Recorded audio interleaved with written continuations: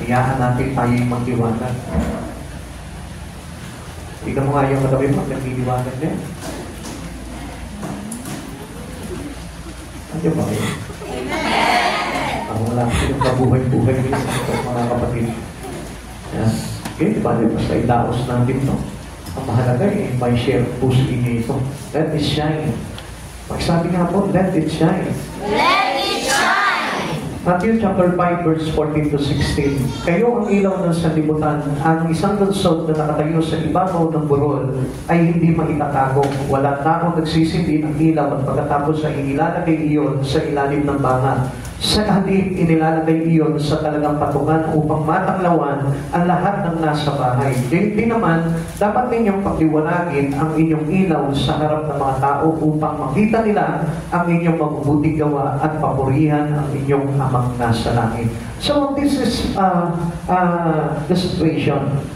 Actually, hindi naman po yung ilawan ng talagang pinapakita sa atin ng Panginoon dito, but we as believers to Christ Jesus. Kasi as we receive the light of our life, which is Jesus Christ, the light, dapat po na tayo din po ay nagliliwanag na. At yun po yung pinapakita po sa atin dito ng ating Panginoon, na kailangan pagliwanagin po natin yung ating ilawan. Paano po ba yun?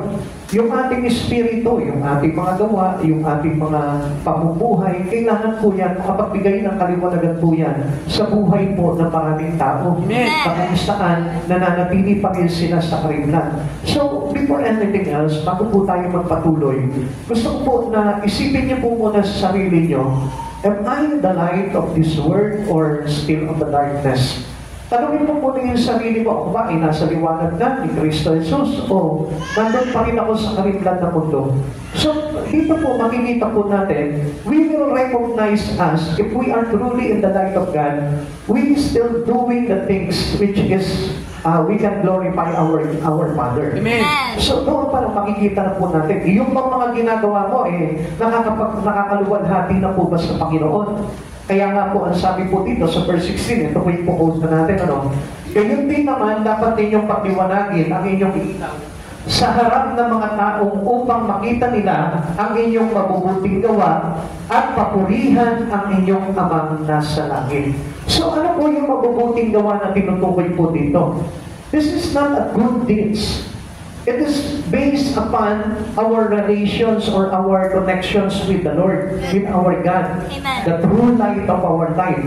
So siya po yung totoong liwanag na tinataglay ng dapat ng bawat isa sa atin. Now, dito po sa pag-aaral po natin, makikita po natin dito, in our culture, the word let implies a permissions or to happen or an allowance for something to happen.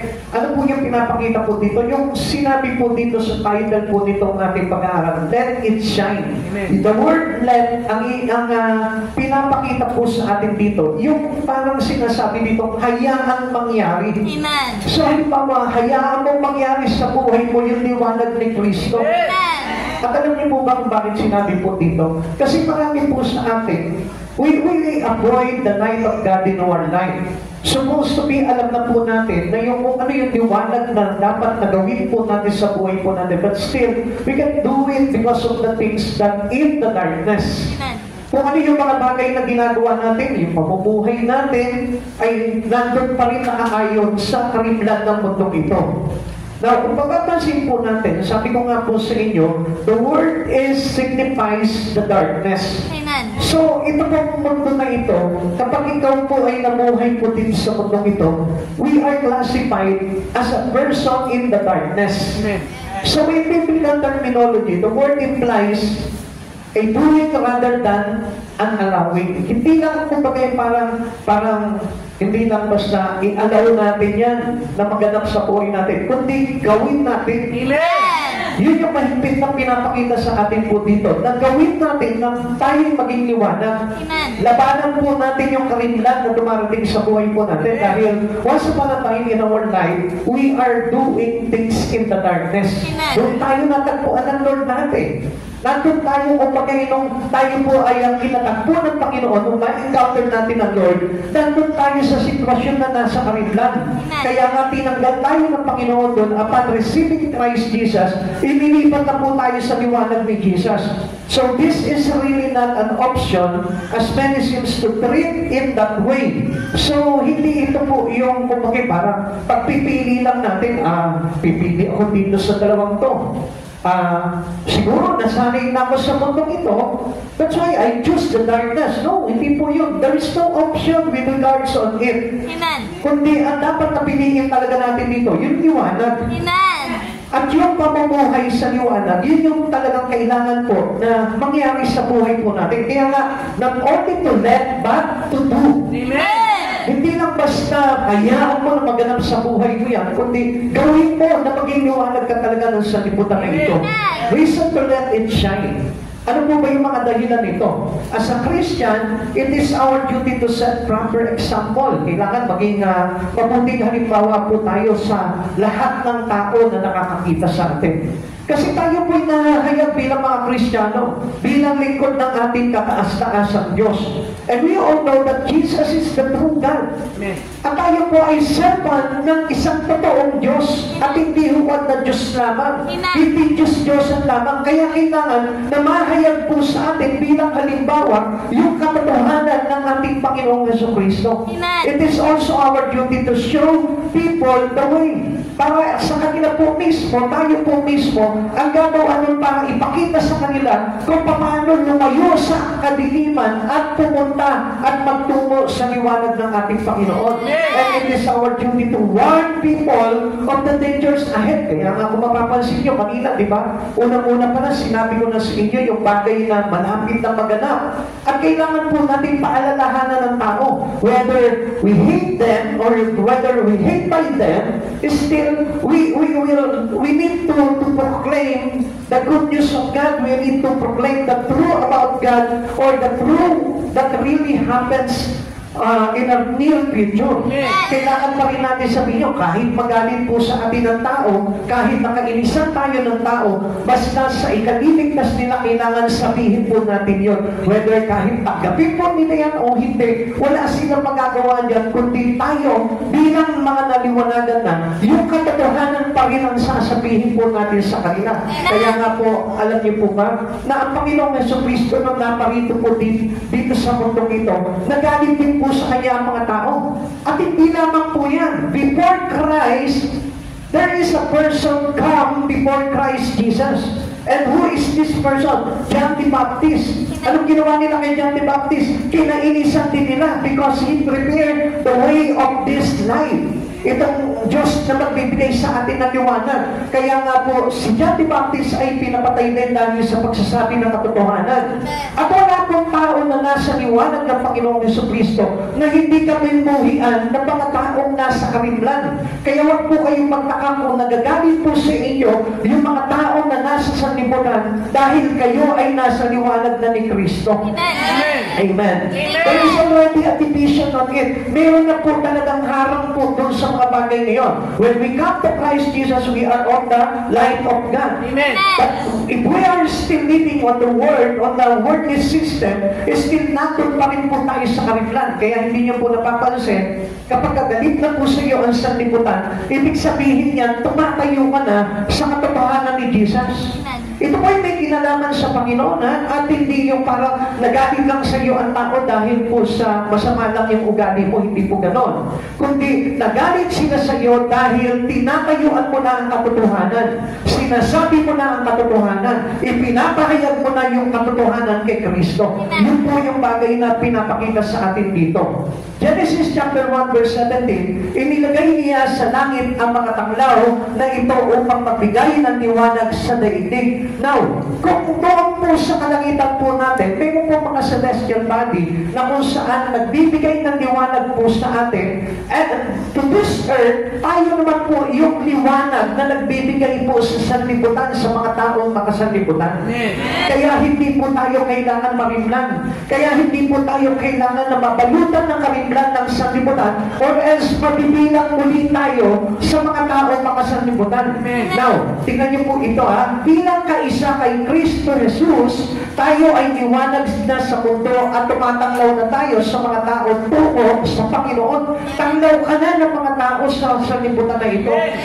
Ikaw na dapat yung kanilang sinusundan papunta kay Kristo. Ikaw na dapat yung kumbagay nag-aakay sa kanila papunta kay Yesu Kristo. Hindi yung tayo mismo ay nakikiisa pa rin sa mga bagay na karimlan na ginagawa nila sa mundong ito.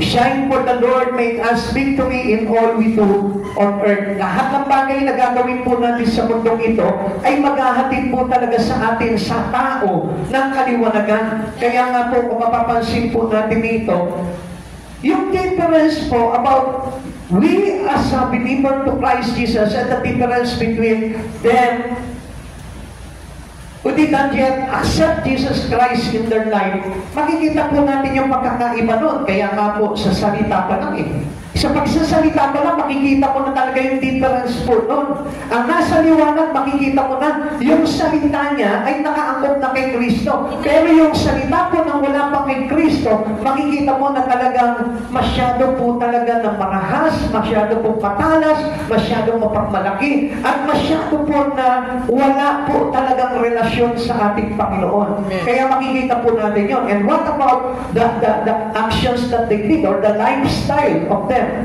Mas lalo po natin makikita po yung kakaibahan po doon. Dahil bakit? Yung mga namumuhay na sa liwanag kay Kristo ay ipinamumuhay na yung mga aral na natututunan niya sa salita ng Diyos. Subalit yung mga tao naman na wala pa kay Kristo, ang pamumuhay po niya, ipinamumuhay pa rin po niya yung lifestyle ng mundo. Nandun pa rin po sila sa mga bagay sa mundo na ito. Okay, alam niyo po ba na ang tao po, katulad po nung kanina po na narinig po doon sa may video na pinanood ko po, ang sabi niya po gano'n, na kuminsan po kasi tayo, hindi natin namamalayan na hindi na po pala ang Diyos ang ating Panginoon, ang ating sinasamba, kundi yun na po palang ibang bagay sa buhay natin. Kaya how we notice that God is not the God of us already. Paano natin malalaman yun? Kapag mayroong humihigit sa buhay mo, kaya nga kailangan maging higit si Jesus sa buhay mo. Kaya nga lagi natin sinisigaw. We have the favorite verse in the book of John. John chapter 3 verse 30. Ano po yun? O nakalimutan niyo na mga kapatid sa Panginoon, ano? Kaya po pala. John chapter 3 verse 30. Ha? Pakipasa nga po. Nakalimutan na po natin. Ano po? Oh. Bakit hindi alam? Paborito po natin itong first name to, pero nakalimutan na po natin. Ano po?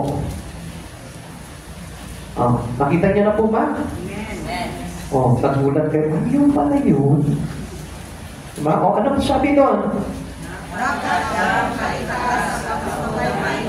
Oh. Jesus must increase and I must be decreased. Kaya nga po natin sinasabi yun kasi higit kailangan si Jesus sa buhay po natin. At hindi ibang bagay. Hindi Diyos sinabi na higit tayo kaysa kay Jesus. Kaya nga kung mapapansin po natin dito, kaya nga inuubos natin, we spend a big time or sabihin po na, huge time for God para ma-recognize natin that we are for the Lord. Amen. And not for the Word. Kasi alam niyo po, malabo po talaga na maging Diyos natin ang Panginoon kung masigit po sa atin yung mga bagay na ginagawa po natin.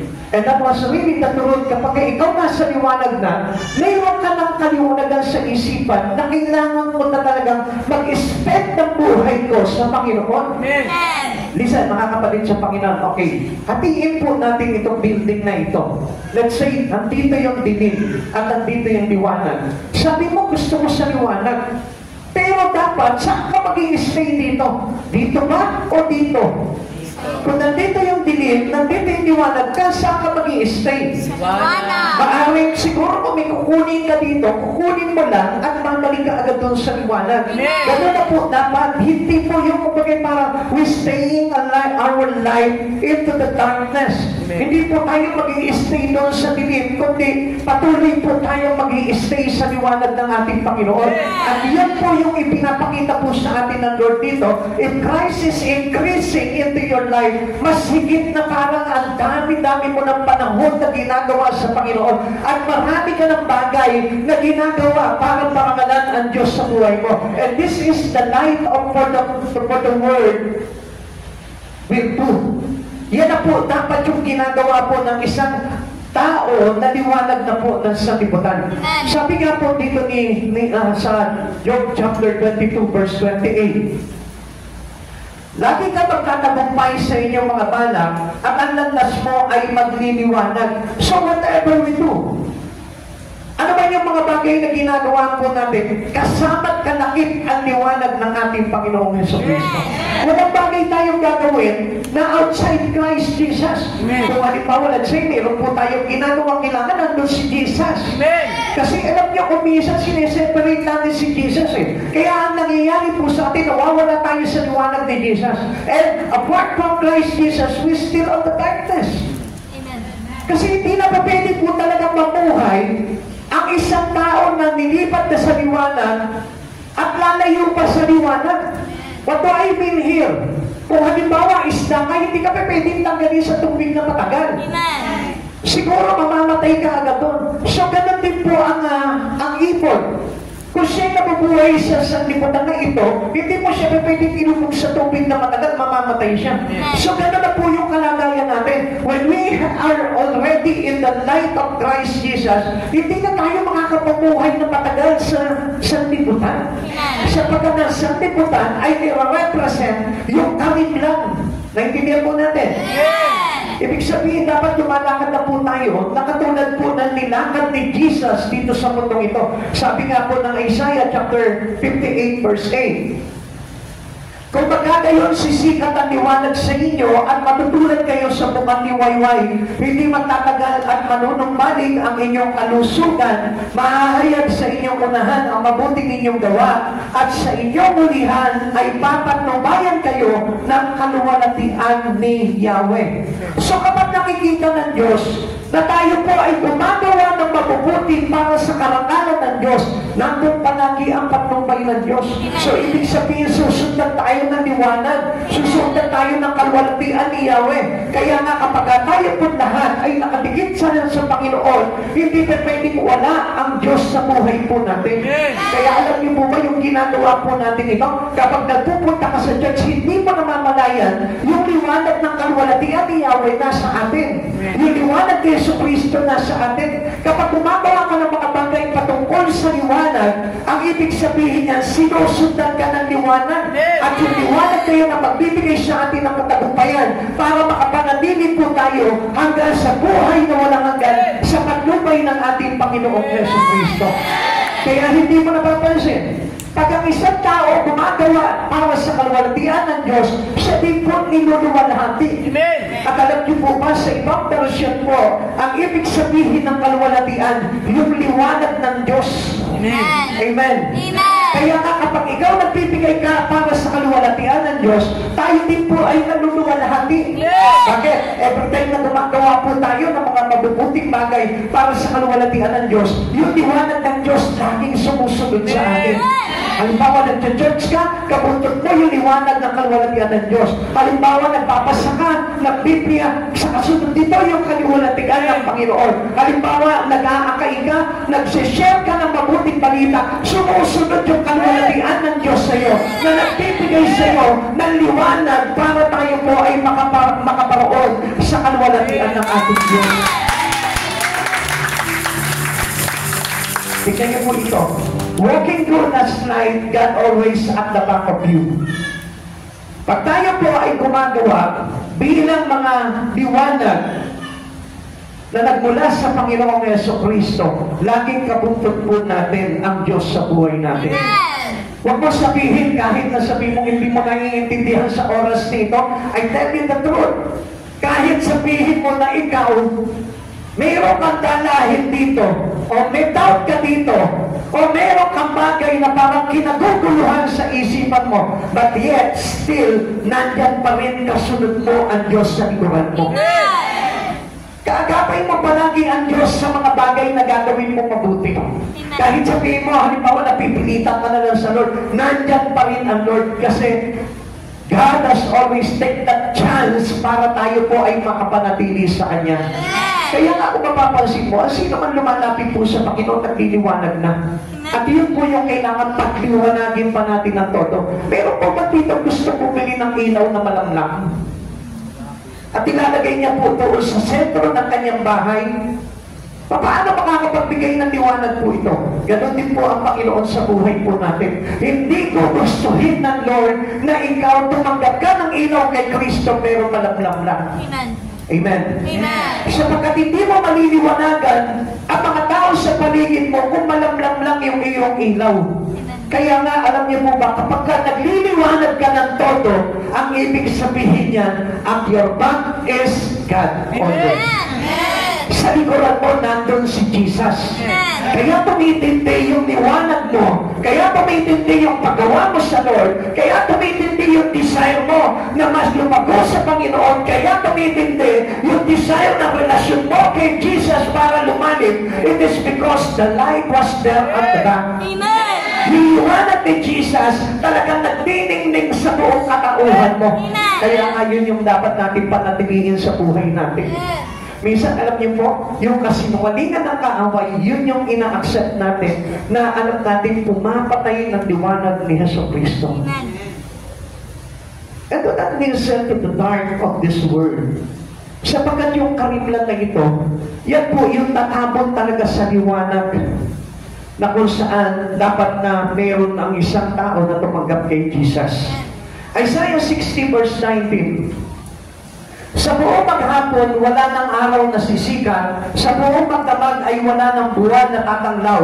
Sapagkat si Yahweh mismo ang magiging ilaw mo, magpakailanman, at ang iyong Diyos ang liwanag mo, walang katapusan. Sarap ano? Kapag ang Diyos na nagliliwanag sa iyo, so we don't mind the sun, the moon, the stars, wala tayong pakialam yan eh. Bakit? Kasi later, mapupugnaw yung mga bagay na yan, only one light that we need in our life. Amen. It is the glory of God. Amen. Yung glory ng Diyos, yun po yung talaga magsisilbing liwanag natin magpakailanman. Meaning, alam niyo po, yung walang araw, walang, kumbaga parang sa umaga, si Jesus, sa gabi, si Jesus pa rin. Ang ibig sabihin po niyan. At hindi na po tayo kumbaga parang umaasa into the creations of the world, into the creations of God. Alam niyo yung mga tao mo ng pananampalataya sa Panginoon, ang inaasahan lang niya yung mga creation. Pero ang isang tao na totoong tumanggap talaga ng liwanag kay Kristo, ang tinatanggap niya ay si Kristo. Amen. Ang talagang pinagbabasihan niya ng buhay niya ay walang iba si Kristo. Umaga, tanghali o gabi, si Jesus yung nagsisilbing liwanag sa buhay niya. Amen. Kaya makikita mo po yan, talagang nagliliwanag po yan kahit nasa hating gabi, nagliliwanag pa rin yan. The wise Christians are those who lead many to Christ. Tingnan niyo po yung sinabi po sa Daniel chapter 12 verse 3. Ang marunong na pinuno ay magniningning na gaya ng liwanag sa langit, at ang mga umaakay sa marami ay magiging matuwid, ay sisikat na parang bituin magpakailanman. Listen, mga kapatid sa Panginoon, sino po sa atin dito yung naka-experience na mag-akay? Ninakakay ba kayo? Meron ba? Praise God. Tignan niyo yan. Yun yung isang bagay na larawan na ikaw ay ilaw. Pero kung hindi ka nag-aakay, maaaring ilaw ka, pero malamlam. Intindihan mo natin? Bakit? Kasi ang sabi po dito, ang marunong na pinuno ay magniningning na gaya ng liwanag sa langit, at ang mga umaakay sa marami sa pagiging matuwid ay sisikat na parang bituin magpakailanman. So, hindi mawawala yung liwanag niyan. Amen.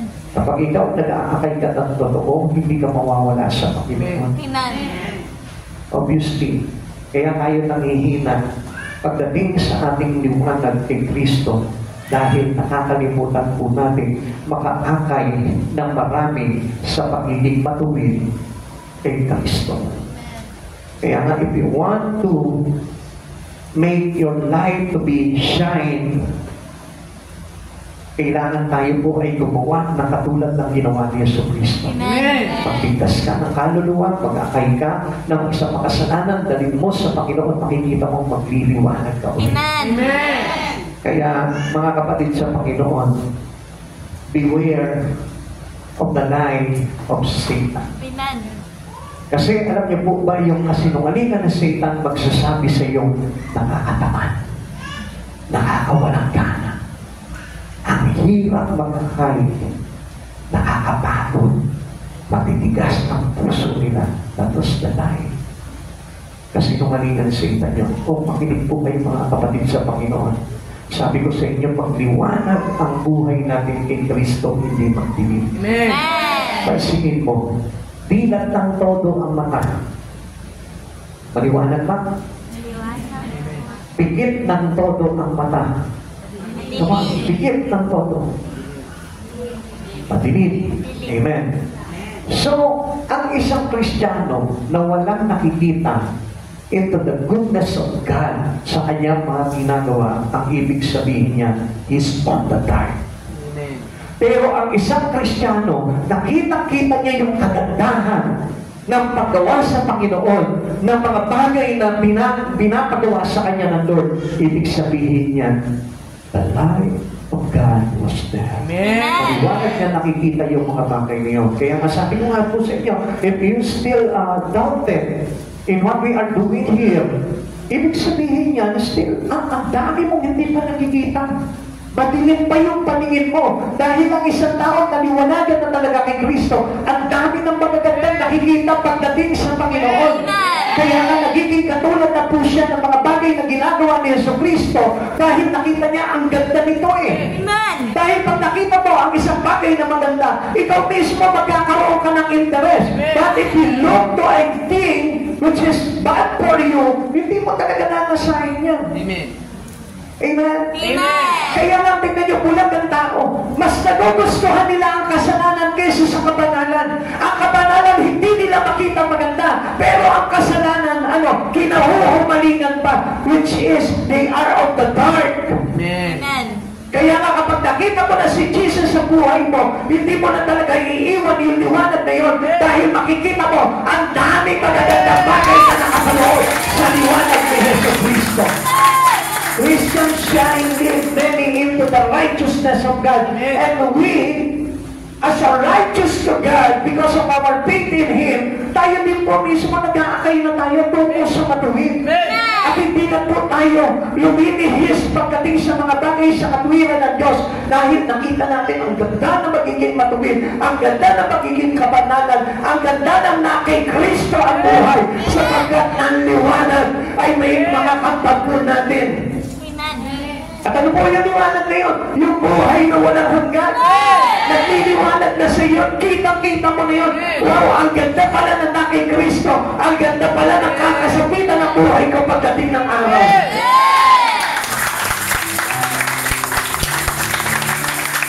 The light of Christ remain forever.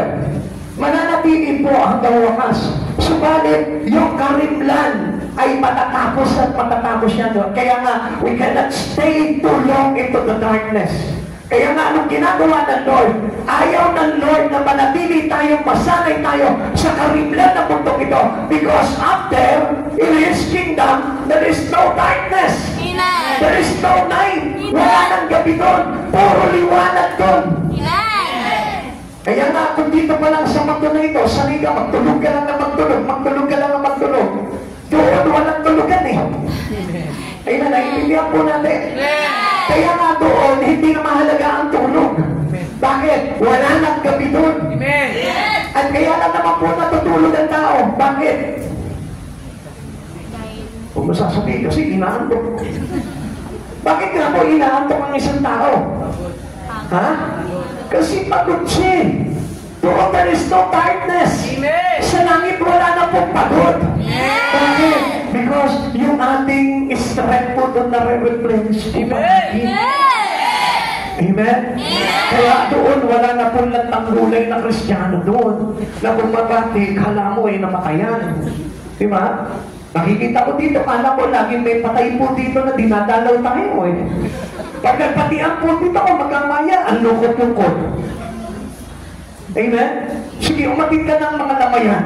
Makita mo yung mga namatayan, baka mas masaya pa sa batian ninyo. Amen? Amen? Kasi yung mga namatayan, they are on the darkness. Bakit? Kasi hindi nila alam yung pag-asa. Yung pag-asa na kapag ikaw namatay ka at nananalig ka kay Kristo, muli kang bubuhayin. So ang dapat na kalamayin po natin dito, yung mga mukhang kalamay. At hindi yung mga mukhang kalamay, yung mga taong ayaw tumanggap kay Yesu Kristo. Bakit? Kasi hindi nyo po ba alam, ano po ba yung kalamay? Ano yung kalamay? Ha? Ha? Ano yun? Malata, malagkit, di ba? Tinatanggal mo na sa kamay mo, ayaw pang matanggal. Ibig sabihin nung tinatanggal ka na sa mundo, ayaw mo pang mawala sa mundo. Amen. Kaya makita mo, pagdating sa Lord, malata. Amen. Amen. Tignan mo yung katabi mo, kumukhang kalamay. Oh. Ha? Pag yan nasa liwanag na ni Kristo yan, makita mo, laging active yan. Amen. Amen. Because He has a great future someday. He has a great hope in Christ Jesus. Dahil maliwanag yan nakikita at naaaminag na yung kanyang patutuoan sa buhay niya. Because Christ remains forever. Kaya yung liwanag mo, dapat manatili yan forever. Eh, ang gusto natin manatili sa atin, yung ating forever eh. Eh wala namang forever doon, lahat tayo mamamatay. Pero si Christ, yan ang forever na dapat hanapin natin. Kaya tingnan ko yung mga naganap na forever dito sa mundong ito, wala na. Naglaho na kay Kristo. Pero yung forever niya si Kristo, makikita mo nandyan. Lagi na nanatili sa Panginoon yan. Because He knows that the life of Christ Jesus remain forever. Mananatili ang liwanag ni Kristo. Hindi lamang sa buhay na ito, higit sa lahat, sa buhay na wala hanggan. To see if Christ always shine in you, you will keep leading people to Christ. Makikita mo na kapag ikaw nagliliwanag ka talaga, ibig sabihin nandun si Kristo sa buhay mo. At paano mo malalaman na talaga nandun sa buhay mo si Kristo? Makikita mo lagi ka nag-aakay ng mga tao para kay Jesus. Amen. 2 Corinthians chapter 4 verse 6, sapagkat ang Diyos ang nagsabi, mula sa kadiliman ay sisilang ang liwanag at siya rin magbibigay liwanag sa aming isip upang makilala namin ang kalwalatian ng Diyos na naghahayag sa mukha ni Kristo. Ang sabi niya po dito, at siya rin ang nagbibigay liwanag sa aming isip. Kailangan maliwanag ang isip. Amen. Amen? Amen. Ano sabi? Ano ang ilaw ng ating katawan? Ha? Mata. Kung maliwanag ang paningin mo, maliwanag din ang isip. Amen. Amen. Amen. Pag madilim ang paningin mo, madilim din ang isip. Amen. Why? Because if you live on the darkness, there is always doubt. Bakit? Ano kaya meron dito sa dilim na ito? Siyempre, hindi mo mahalinan ano kaya yung gumagalaw doon. Amen? Ano kaya yung medyo nagbubulungan doon sa dilim na yun? Doubted. Amen? But if you open your eyes and you see the light, wala kang pagdududahan eh. Amen. Many Christians are doubted because they are still on the darkness. Nandun pa rin siya sa dilim. Kaya lagi siya nag-aalinlangan doon sa pag-asa na ibigay ni Kristo dahil nananatili sa kadiliman.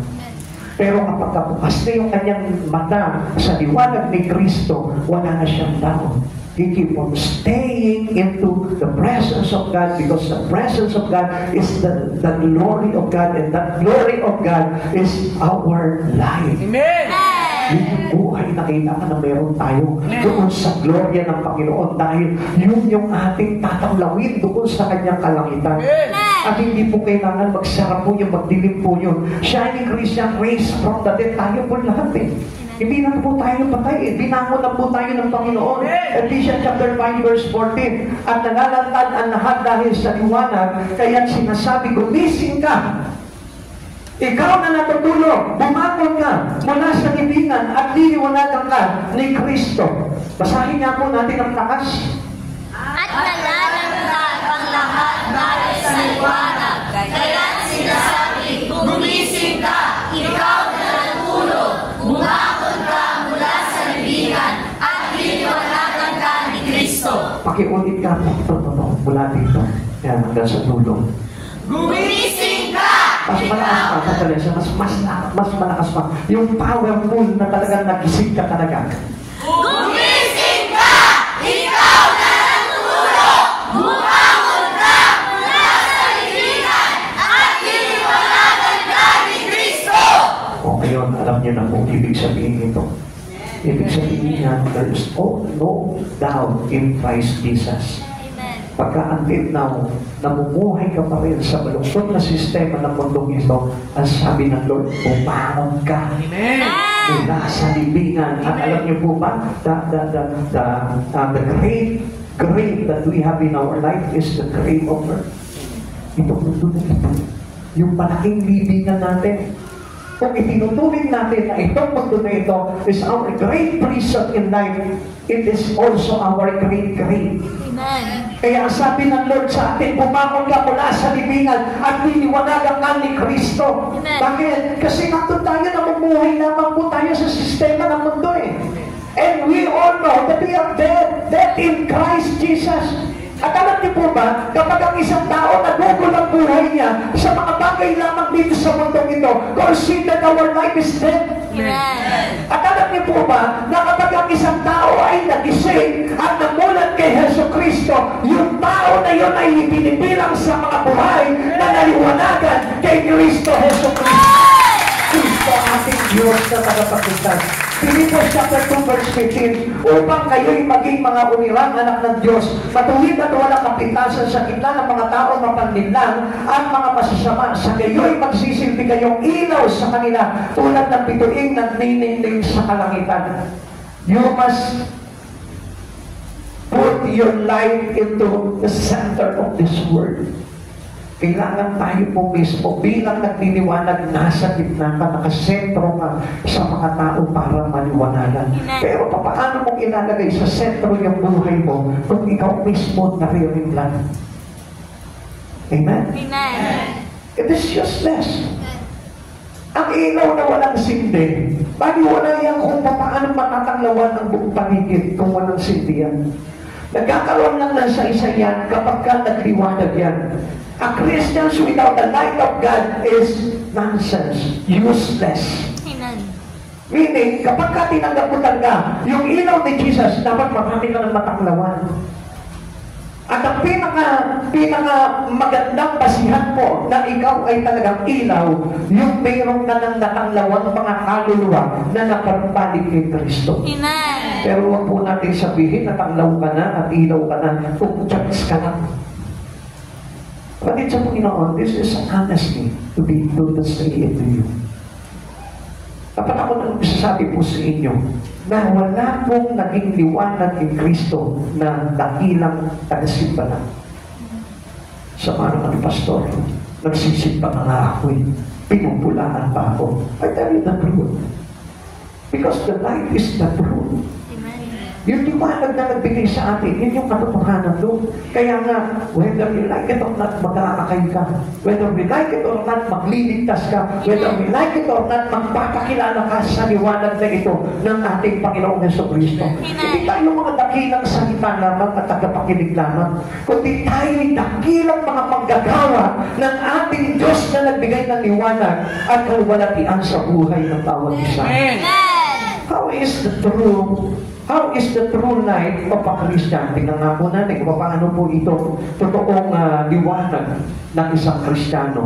Sabi po dito ng John chapter 1 verse 6-9, Sinugo ng Diyos ang isang tao na nagngangalakwan na pangito siya upang magpatotoo tungkol sa ilaw at upang ang lahat ng sumasampalataya sa pamamagitan niya, hindi siya ang ilaw subalit na pangito siya upang magpatotoo tungkol sa ilaw. Ito ang tunay na ilaw, dumarating ito sa sanlibutan upang magbigay liwanag sa lahat ng tao. Now, ganun din po tayo. Be like John. Kasi itong si John, he is not the light, but he represents the light. Amen. We are not the light, but we also represent the light.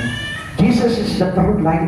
Kaya nga po, ang dapat tayong maging representante ng Panginoon bilang liwanag din sa sanlibutan na ito. We are the light of this world. Amen. At kung tayo po ay liwanag ng sanlibutan na ito, tayo din po inihahanda natin ang tao para ibalik kay Kristo.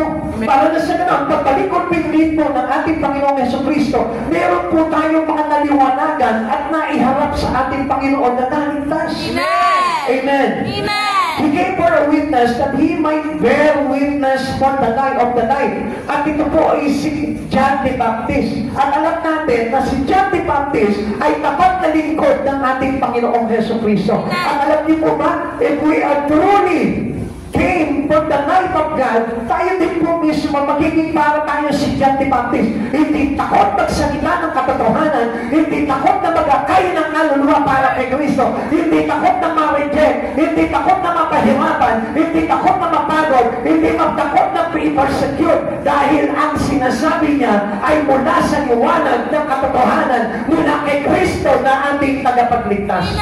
Kaya nga kapatid sa Panginoon, how can we show that you are a true light to Christ Jesus?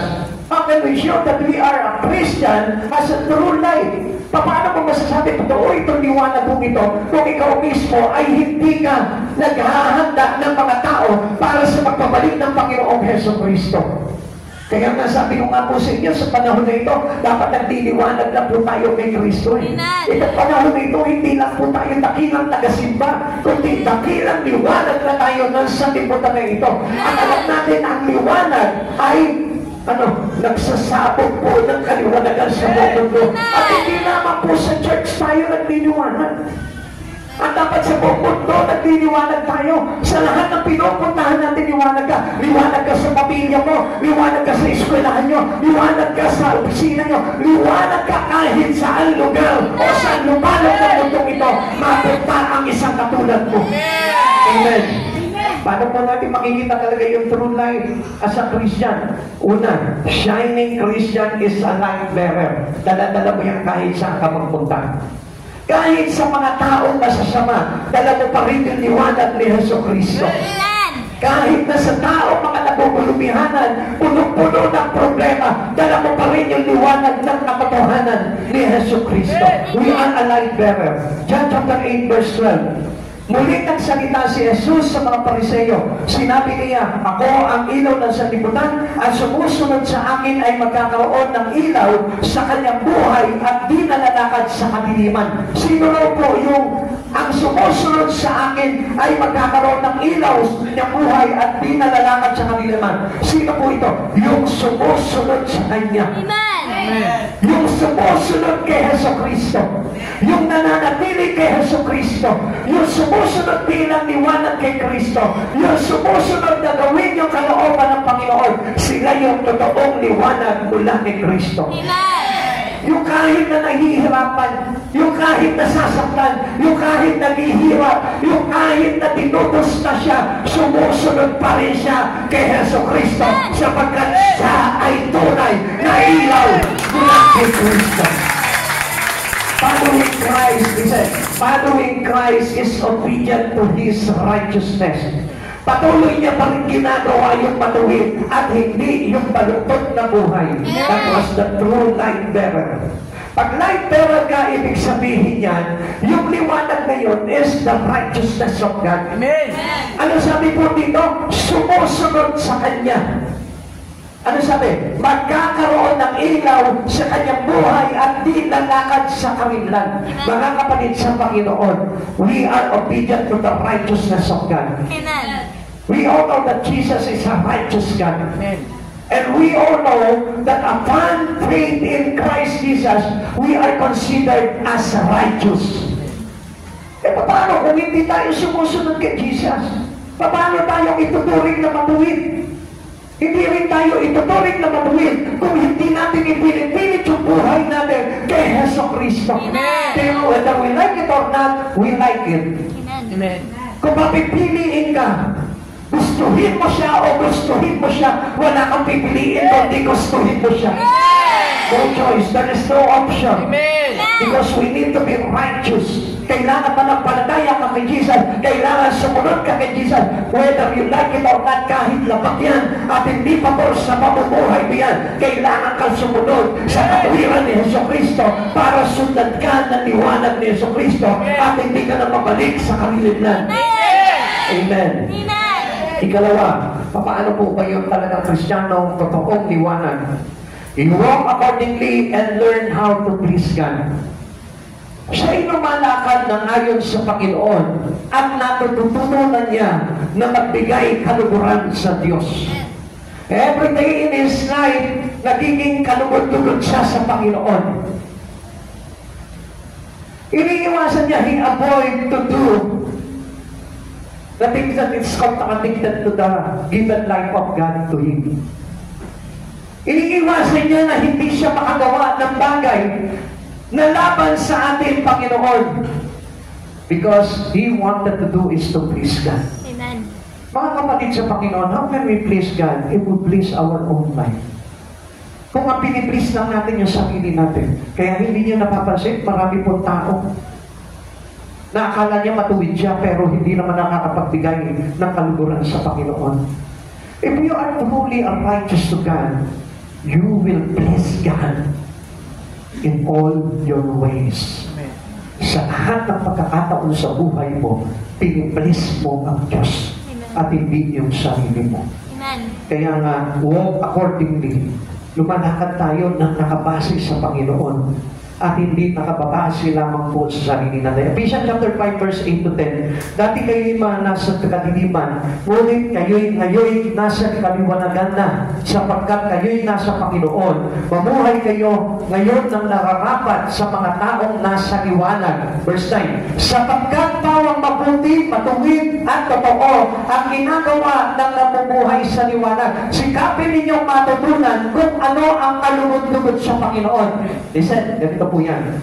If you have been truly the light of Christ Jesus, pag nagkamali ka, agad kang babangon dyan. Amen. Pag nagkasala ka, obviously, you are of the darkness. Agad mong iiwanan ang kalimitan. At lilipat ka sa liwanag ni Kristo. Yun yung sinasabi dito sa atin. Sapagkat pawang mabuti, matuwid at totoo ang ginagawa na ng buhay sa liwanag. Sikapin ninyo, matutunan kung ano ang kalugod-lugod sa Panginoon. Obviously, consider us as a righteous. Considering. Ibig sabihin yan parang tayo po ay kinonsidera lamang ng Panginoon bilang matuwid dahil sa ating pananampalataya. But yet, kailangan matutunan po natin yung alin, yung maging kalugod-lugod sa Panginoon. Amen. Hindi yung parang ipiniplease natin, okay lang ito. Alam naman ng Lord ito eh. No, it is pleasable to you, not to God. Kaya nga, dapat tayo po mismo matutunan natin lumakad ng ayon sa ating Panginoon. Mas learn what is pleasable to God. Maintindihan natin, ito pag ginagawa ko, nakakalugod pa sa Panginoon ito, ito pag pananalita ko, ito pag pagkukwento ko na ito pag mga bagay na pinamumuhay ko, ito pag ginagawa ko, ito pag pakikitungo ko sa tao, ito pag aking ginagawa. Ito po ba'y nakalulugod sa Panginoon?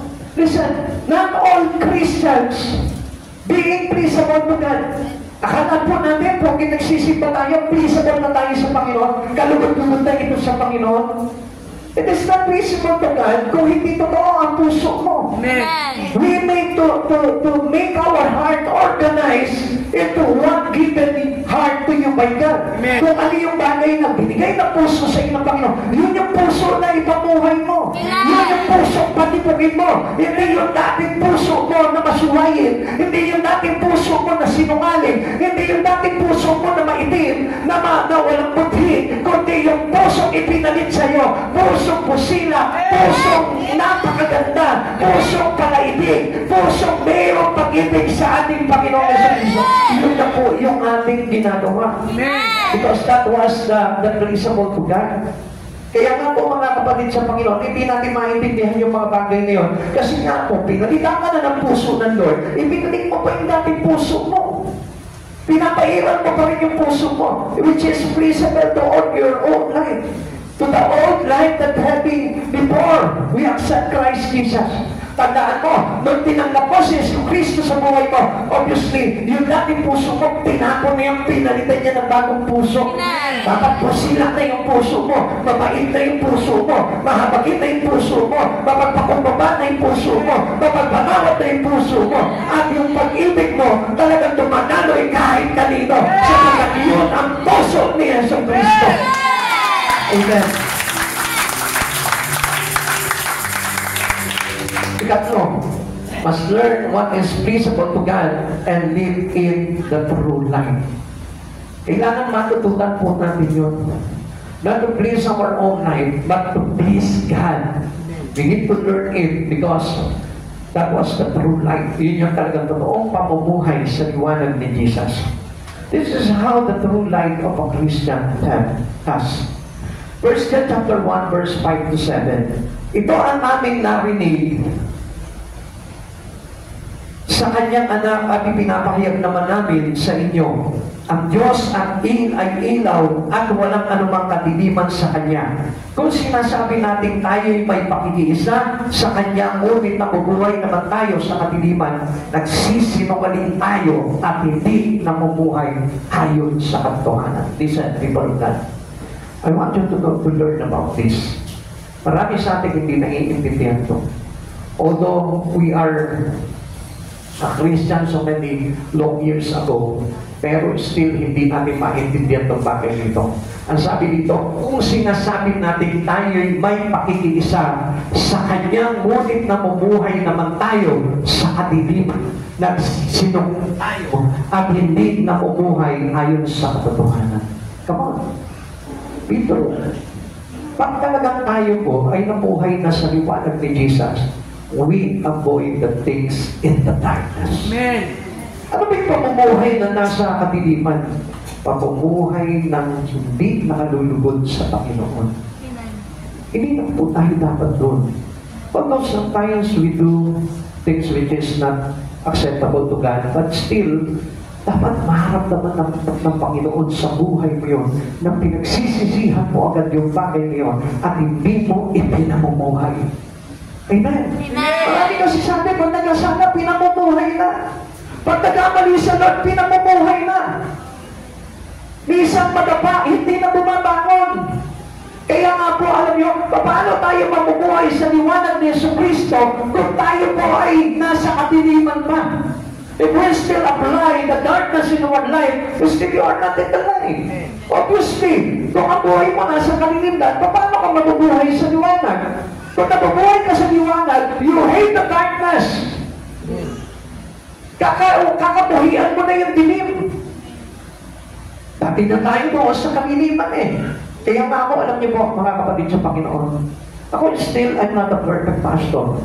Masama, may mga masamang bagay pa rin po akong ginagawa. But yet, kinamumuhinan ko yun. Hindi ko inaayunan yun. Bakit? Masama yun eh. Amen. Tapos sa life before of the darkness, we all know that we are already on the light of God. Kaya nga dapat mamuhi na tayo dito. Kung hindi tayo mamumuhi dito, and we still compromise our life into the darkness, still, wala ka sa liwanag. Ano sabi dito? Nagsisinungaling tayo at hindi na mabuhay ayon sa katotohanan. Pag tayo ay nasa liwanag na, kailangan ayon tayo sa katotohanan at hindi tayo laban sa katotohanan. Pagkamali ka man, may bagay ka man na hindi ka lumagtugod sa Panginoon, bawiin mo yun sa Panginoon. I-work mo yun sa liwanag and not to live in the darkness. Amen. Huwag ka mamuhay sa dilim. Alam mo na nga, mali na nga yung ginawa mo, tapos namuhay ka pa sa dilim. Nag-stay ka pa sa dilim. Dapat stay on the light of God. Stay beside God. Stay beside Jesus. Kasi doon manunumpa mapapanig yung ilaw mo eh, yung liwanag mo eh. Kasi mo, halimbawa, tanggalin mo yung ilaw, mawawala yung liwanag niya.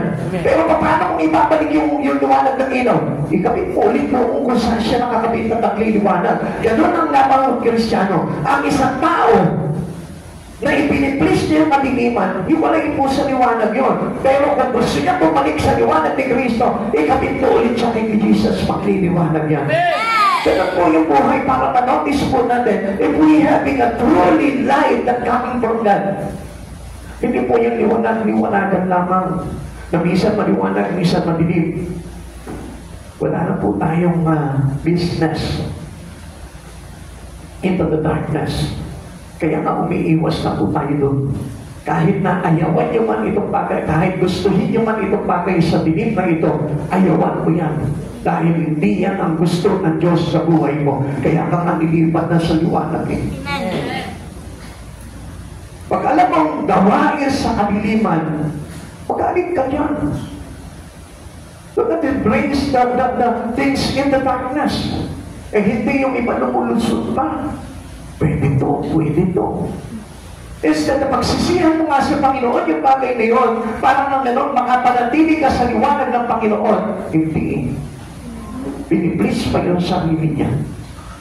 Na po pwede yung bagay na yun. And later, they find out na wala na sila sa liwanag at nanatili nagbalik na sa kadiliman ng mundo ito.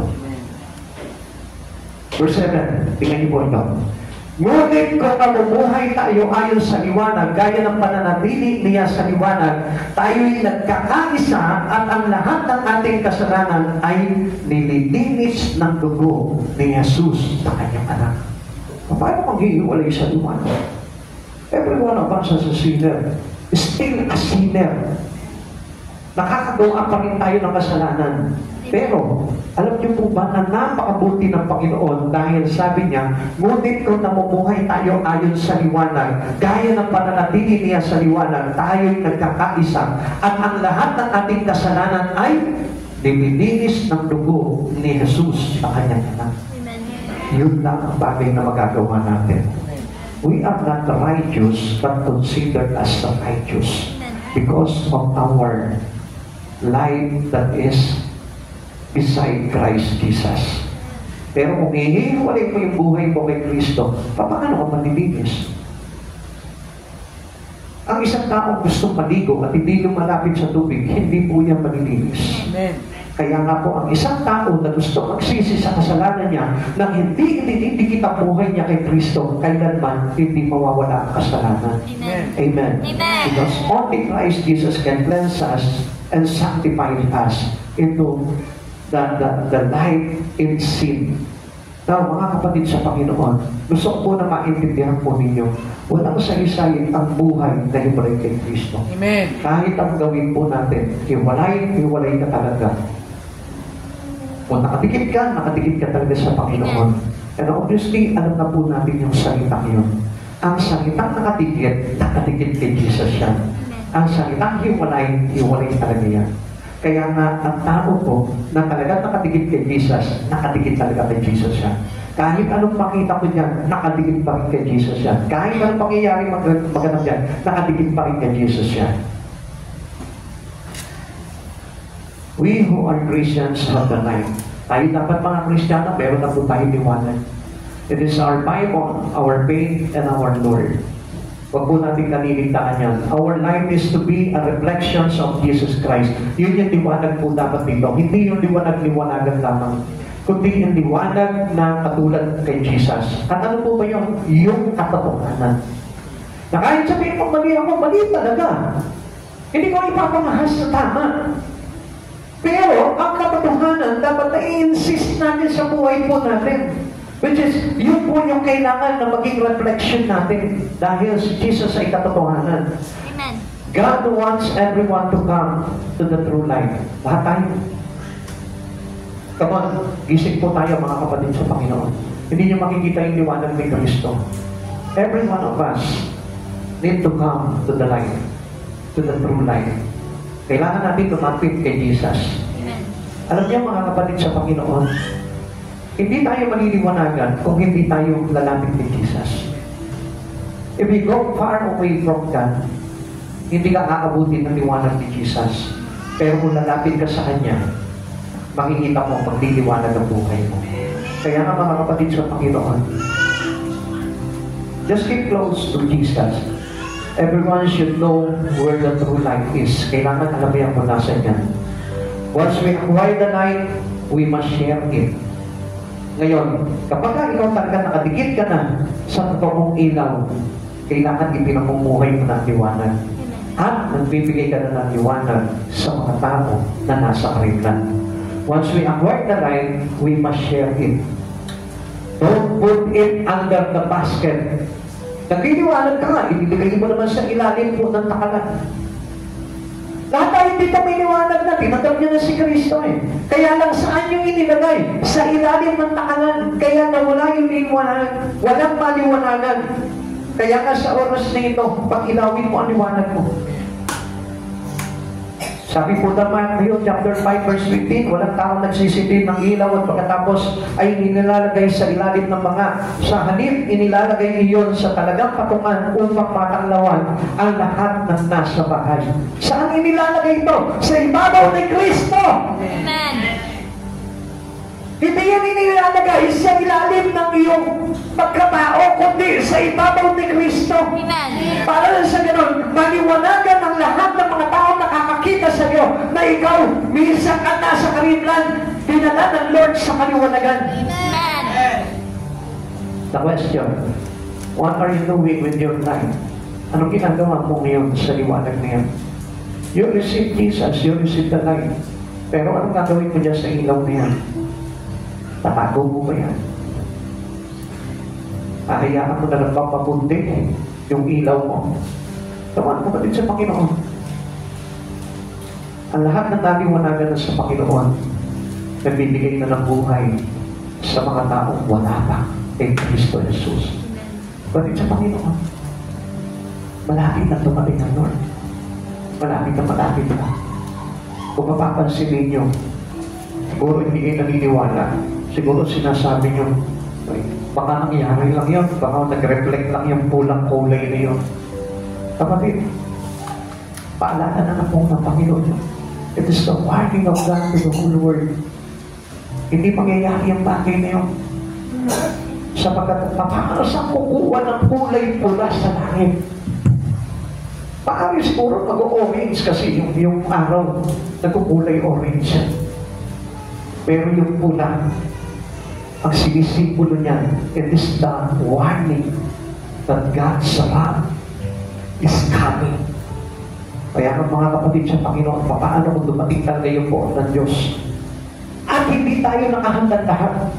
At hindi tayo nakapagsisi sa ating mga kasalanan. At hindi tayo nakapanumbalik sa Panginoon.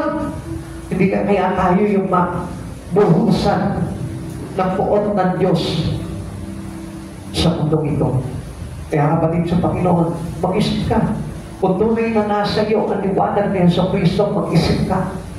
Alam ko na mayroong panging magliliwanag sa isipan ng isang tao na natin Kristo. Kahit na unti-unting lumalamlam yung ilawan mo, subalit kapag nanumbalik ka sa Panginoon, magliliwanag at magliliwanag ito. Ay, ito nga magsitayo.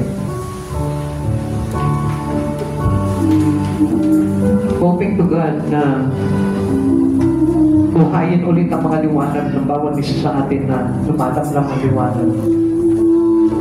Huwag ko sayangin yung pagkakataon na meron pa rin kahit na kaliwanagan na konti sa isipan mo. Sapagkat kapag tuluyan na nagdilim ang ating espiritu at ang ating kaisipan,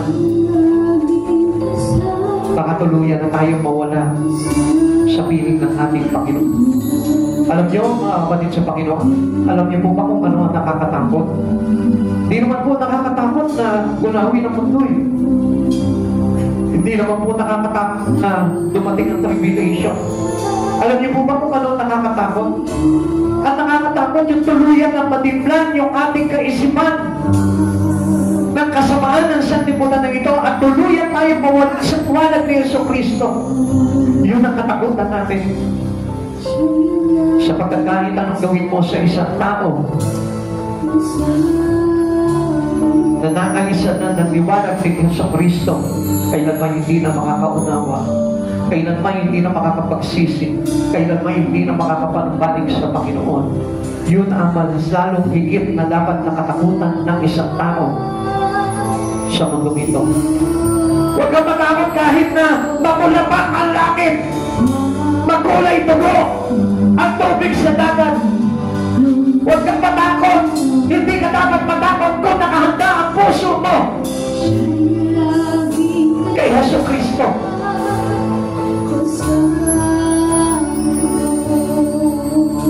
Sabi ng Lord, gumising ka, ikaw na natutulog, pagbangon ka, ikaw na naghihintay. Sa oras na ito, kapatid, bakit hindi mo ibaon yung sarili mo? Buhayin mo muli kay Jesucristo. Pagliwanagin mo ulit ang Espiritu mo na nasa karimlan. Lahat ng tao may pag-asa sa buhay. Hanggat nabubuhay ka, tinatanggap mo si Jesucristo sa buhay mo, may pag-asa at malaki ang pag-asa. Subalit, kapag ikaw ay tuluyan na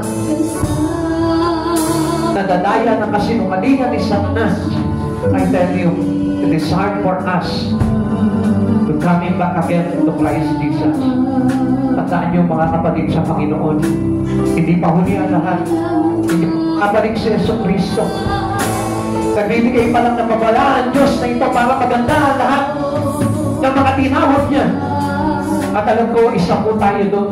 Lahat tayo na narito ngayon ay pinaghahanda na ng Panginoon sa kanyang muling pagbabalik. Kaya nga siya nagpapakita ng mga babala. Kaya nga siya nagpapahiwatig sa kanyang mga mensahe. Kaya nga po siya nagpapaalala sa bawat isa sa atin upang tayo po lahat ay mabuhay at magliwanag sa buhay na ito. Kaya nga sa oras na ito, kapatid sa Panginoon, sikapin mo na maging masipag sa mga bagay sa Panginoon. Sikapin mo na gamitin mo para sa kalwalhatian ng Diyos sa buhay mo at magliliwanag ng muli.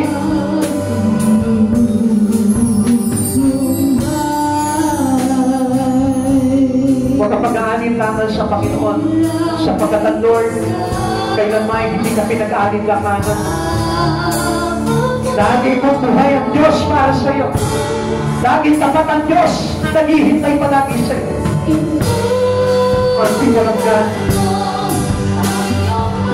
Listen to the Lord, our God, to our Savior. Makinig tayo lahat sa Kanya. May pag-asa pa ang buhay. Nandito ka pa, sumasamba ka pa. May pag-asa pa yan. Nasa iyo ba si Kristo? Hindi ka mabiling ginawa ni Kristo. May pag-asa ka pa.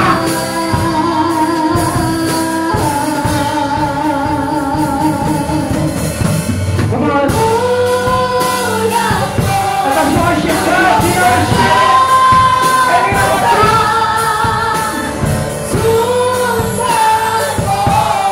Gaano man kasalanan na gawa ko? Gaano man kasalanan kalaki? Bigay ka na tarong sa Panginoon, matapalig ka, matatawarin ka niya. Pagliwanatin mo ang ilaw na ibinigay sa iyo ni Kristo.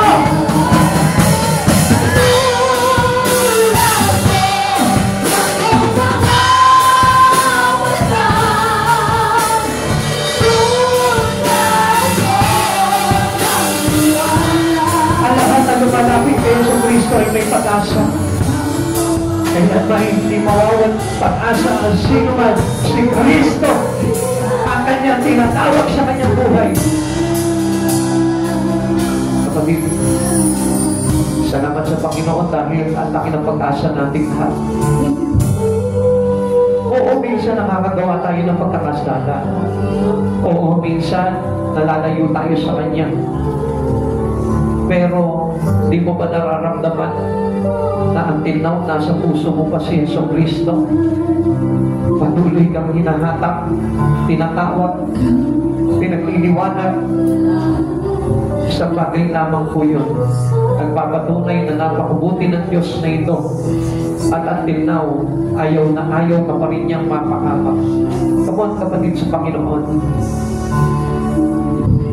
Huwag mong sundin kung ano yung nakalulugod lamang sa sarili mo. Ang sundin mo yung nakakalugod na totoo sa ating Panginoon. Kung nahihirapan ka gawin yung mga bagay na nakakaluwalhati sa Panginoon, pilitin mo, sikapin mo. Sikapin mo ang mga bagay na makapagbibigay ng kaluguran kay Jesucristo. Iabuin mo sa buhay mo yung mga bagay na hindi nakalulugod. Iabuin mo sa buhay mo yung mga bagay na laban sa Panginoon. Iabuin mo sa buhay mo yung mga magpapalayo sa iyo sa Lord. Iabuin mo yung mga bagay na paggawa ng kasalanan. At manumbalik ka sa kabutihan, sa katwiran, at sa liwanag na dulot ng ating Panginoong Jesucristo. Huwag mong kaingitan na sino mang nasa sanlibutan. Subalit wala naman sa Panginoon, sapagkat pagdating ng araw, pagsisisihan nila kung bakit hindi nila nilapitan at tinawag, pinaparuhingan at pinaparangalan ng Diyos sa kanilang buhay.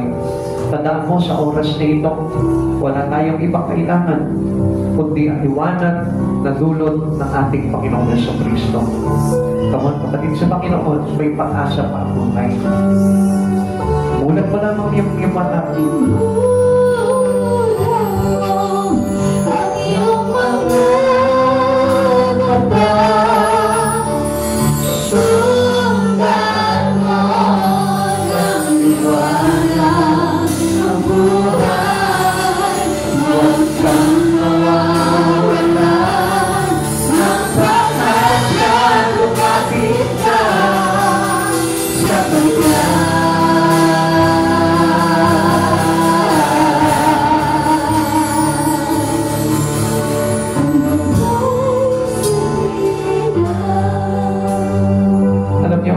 Pinagpapasalamat sa Panginoon sa church na ito dahil ang nakakanda ko tuluyan na mawawala itong bata na ito sa ating Panginoong Jesucristo. Pero sa panalangin, hindi kami nawala ng pag-asa. Lagi namin siyang isinasama sa panalangin upang isang araw makita namin na makabangon siya. And I praise God and I thank God, pinalaya siya ng Panginoon. Salamat sa buhay ng ating Panginoon dahil siya talaga sa totoong kalayo. Siya sa totoong liwanag ng Diyos. Sabi siya, nagalaya tayo ng karimlan ng mundong ito, nagalaya tayo ng kaaway sa buhay natin. But still, alam niyo po ba, ang Panginoon, pinagkakaan talaga siya. Hindi siya tinigilan, hindi siya bitawan, hindi siya iiwanan. And I thank God right now! Because He wants to die, thank God! Thank you, Lord! Salamat po, Lord! Thank Jesus! Salamat. Dati, alam niyo po ba, halos hindi niya na maitaas yung kanyang kamay. Hindi niya na maawitan ng Panginoon. Halos hindi na mabagpag ang kanyang kalooban. Pero dahil sa liwanag ni Jesucristo at sa kabutihan ni Jesucristo, nagkaroon ng pag-asa at buhay na makabalik ang bata na ito sa Panginoon. And I pray to God that His covering upon the life of this young one, patuloy po palbuti siya ng kapangyarihan ng Diyos ngayon at magpakailanman. At isang araw na nanalig ako sa Panginoon na muli na magpaparangal ang taong ito sa Panginoon sa Panginoon. Ang prayer in the mighty name of Jesus. Pinapraise ko ito sa pangalan ng Diyos. And I pray everyone of us here na kailan na hindi matatangka, walang sino na matataya ang maaway sa iyo nito. Because we are sealed by the precious blood of Jesus. We are sealed by the precious blood of Jesus. I am sealed by the precious blood of Jesus. We are all sealed by the precious blood of Jesus.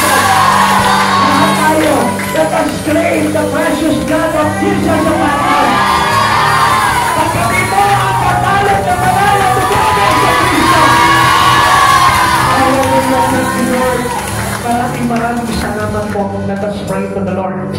Ama naming Diyos, sa pangalan ng iyong anak na aming Panginoong Jesucristo, patuloy ka naming niluluwalhati sa kabutihan mo, Panginoon, na ibinubuhos sa church na ito, Lord.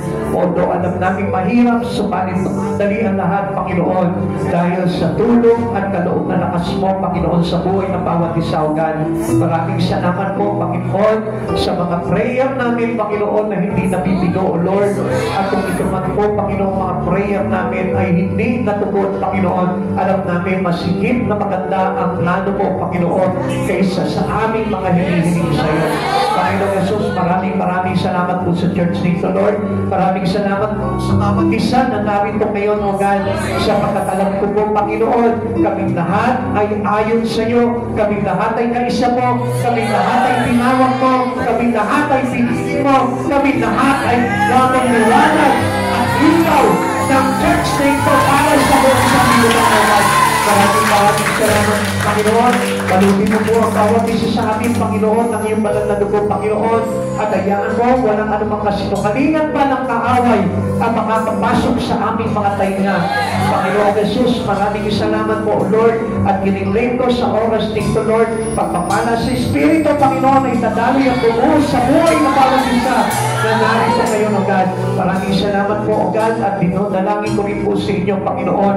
Ang pagpapala ay dadali mo sa kanilang mga buhay, Panginoon, sa pamamagitan ng kanilang pananampalataya sa iyo, O God, sasagana ang kanilang buhay, financially, materially, and especially, Panginoon, sa kanilang mga espiritu at sa kanilang dakilang relasyon sa iyo, Panginoon Jesus.